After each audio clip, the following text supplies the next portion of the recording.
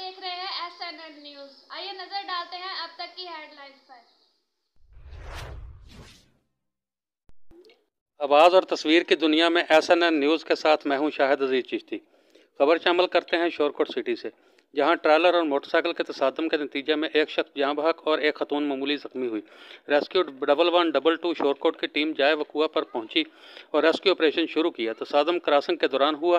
Rescue राय के मुताबिक हादसे के नतीजे में शाह सादिक निहंग का रहायशी आरफ वल जहांगीर उम्र 30 साल मौका पर जहाँ बहक हो गया और उसकी बीवी रकैया बीबी उम्र 25 साल मामूली जख्मी हुई।